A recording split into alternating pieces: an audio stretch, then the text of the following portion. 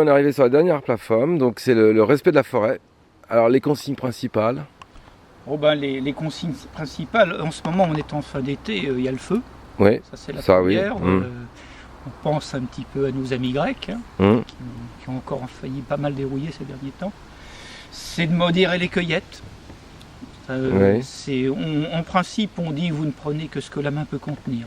Alors les cueillettes, par exemple, qu'est-ce qui est le plus ennuyeux? Tout, les fleurs, vous savez, les fleurs que l'on cueille et que l'on retrouve jetées quelques cent mètres, 2 mètres plus loin. Bon, c'est pas vraiment très utile. Au niveau des arbres eux-mêmes?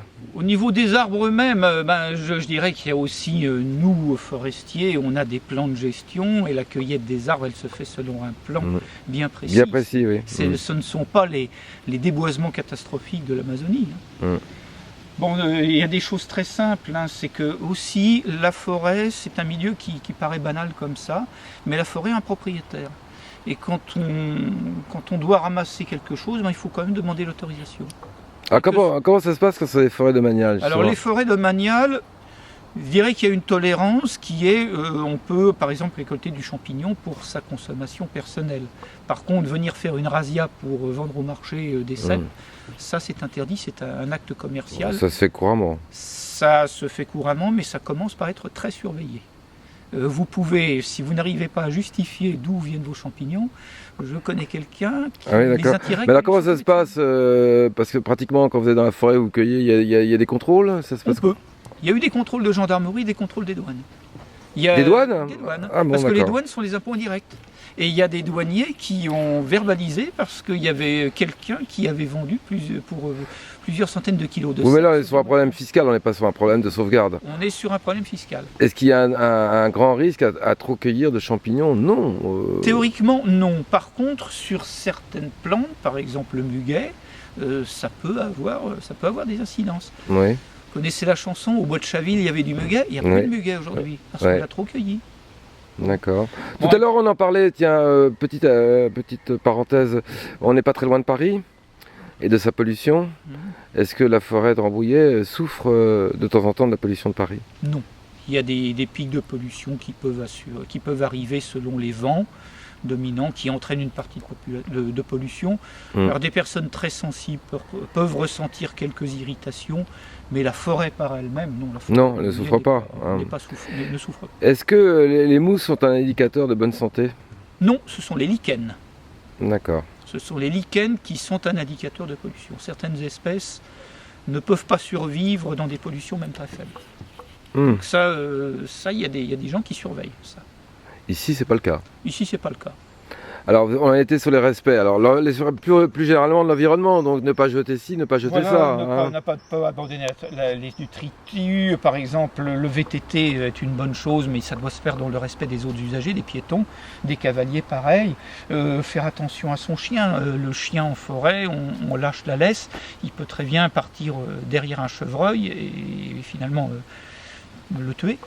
Et puis il y a d'autres choses aussi, il faut bien avoir une conscience qu'une forêt, les forêts actuellement sont gérées, pour la production de bois, c'est une chose, elles sont gérées pour les loisirs, elles sont gérées aussi pour les générations futures, et que le fait de les respecter, c'est de se respecter soi-même, mais c'est aussi de respecter les générations futures.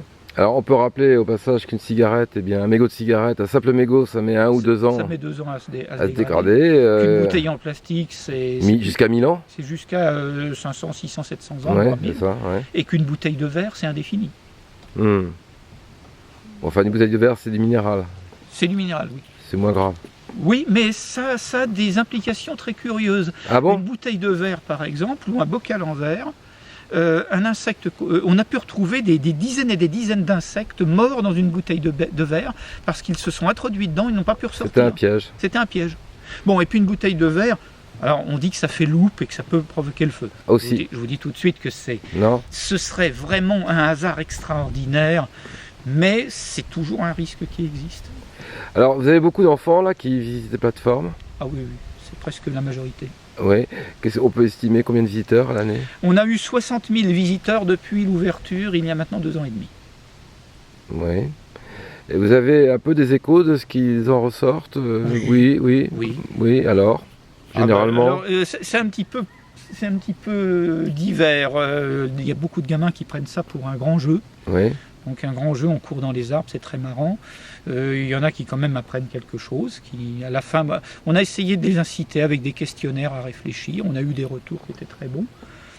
Bon, et puis il y en a qui ont eu tout à fait une vision négative.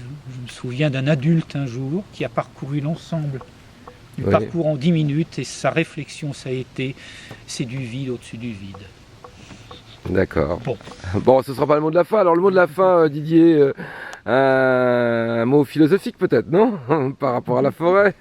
Vous êtes un passionné de la forêt, vous êtes un passionné de la nature, vous-même. Oui. Hein, vous ne pourriez pas travailler dans un autre élément maintenant. Écoutez, je vais vous citer le poème d'Edmond Rostand, le poème qui introduit le dernier acte de Chanteclair, et ce poème qui dit « L'asile vert cherché par tous les cœurs déçus, l'ombre qui simplifie et la paix qui soulage, sous des chênes géants dont on ne sait plus l'âge, racines écartant leurs contreforts bossus. » Voilà, c'est une vision poétique.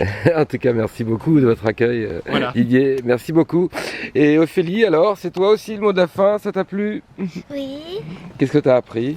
T'étais déjà monté dans les arbres comme ça, dans la canopée? Non. Non. Est-ce que tu vois la forêt différemment maintenant? Oui. Est-ce que c'est important la forêt? Oui. Il faut la préserver? Oui. Moi, tu fais ta timide. Merci Ophélie.